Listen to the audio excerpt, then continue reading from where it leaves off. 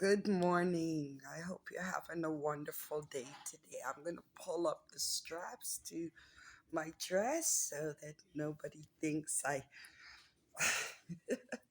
won't even say any further. I just want to say that today was another day of learning about the history of our lovely country called Canada. There's so many children's advocates and agencies that lobby for the protection and well-being of children who live in Canada. But like I said, Canada is known best for the word A, maple donuts and bacon. But there's a lot that is obscured from history that you're not going to learn in class. These are the things that I've learned and found out just by divine intervention. I've discovered by just browsing through YouTube or reading historical articles. So what I have to say today is kind of what they would call irony. So I've mentioned before how this country, Canada, was taken captive by the Vikings and Europeans that came and used alcohol and violence and the destruction of the Aboriginals' families to gain control, and that control of this country is still existent today. This also happened in the US, but there's a lot of atrocities that has happened here in Canada that surpasses, I wouldn't want to say it surpasses slavery, but like I said, it's irony. So between the late 1800s and 1930, Canada had a lot of indentured slaves. Indentured servants. But you wouldn't believe that those indentured servants didn't come from Africa or the Caribbean. Those indentured servants were children, kids between like all 9 and 14. They were brought here from the United Kingdom, mainly from Birmingham, because after the war, those locations in the UK got hit with poverty, where parents had to leave their kids, and it was just bare mayhem. So the UK wasn't always about scones and tea time. You don't know.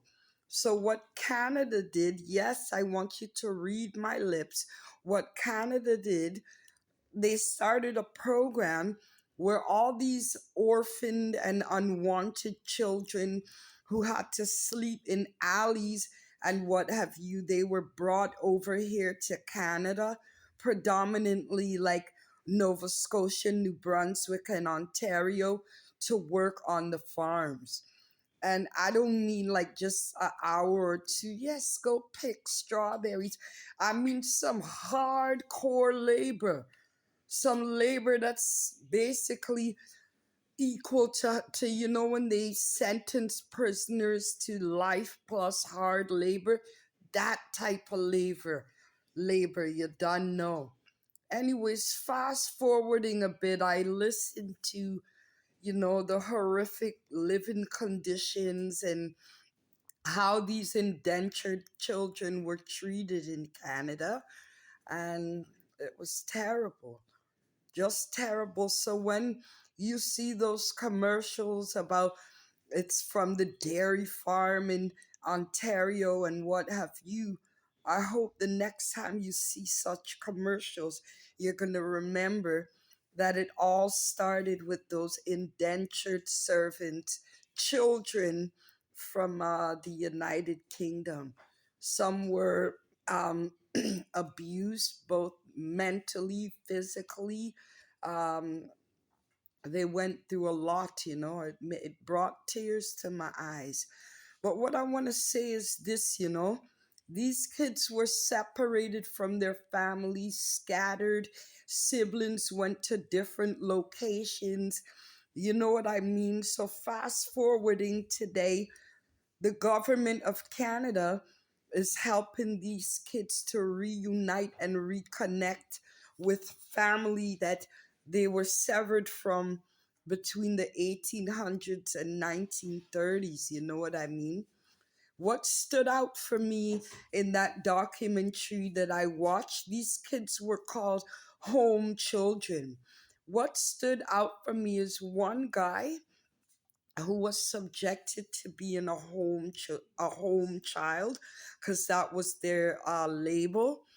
What stood out for me is that he said it is one's fundamental right to know who they are and what they are. But what I think about is the kids, children of slaves, and the native children, the aboriginals, whose families were separated, and these kids had to go to reform school, and there is no effort made by the government to give these families any kind of reparation. At least now we see that most people from most of these indentured children are now part of government now, and seeing that they know where they're coming from, how they came into this country, you would think that they would have more empathy for aboriginal children and black children, because when you look at these foster homes, more than 80% of the kids in foster care are the indigenous children or black children.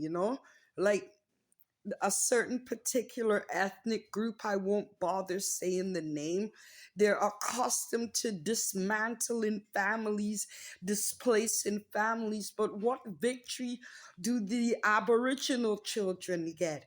What victory do the slave children get? Because some of us never knew our mothers, our fathers, or who we're related to. Likewise with the aboriginal kids, a whole generation was wiped out. Do you know that the indigenous peoples, they lost a whole generation, and the government of Canada gives them no victory? What I want to ask is, what about the fundamental rights of the indigenous kids who grew up not knowing who they are? If it's a fundamental right that every human being know who they are and where they are coming from, how come these indigenous families, these tribes that were wiped out because of greed by a certain ethnic group and the desire and the obsession to dominate and control, what about their fundamental rights? Like I said in previous footage, the indigenous got maybe 2% of a reparation, but black people, we got no victory. We don't see the government trying to make amends. There is no anti-hate black laws existing in Canada today.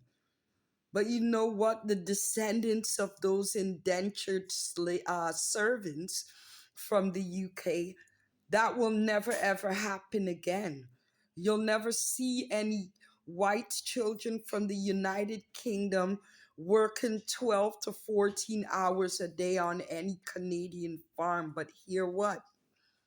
You'll see the Jamaicans that they enlist from Jamaica to come and work those farms and do the work that it wasn't right whether these indentured servants were black or white.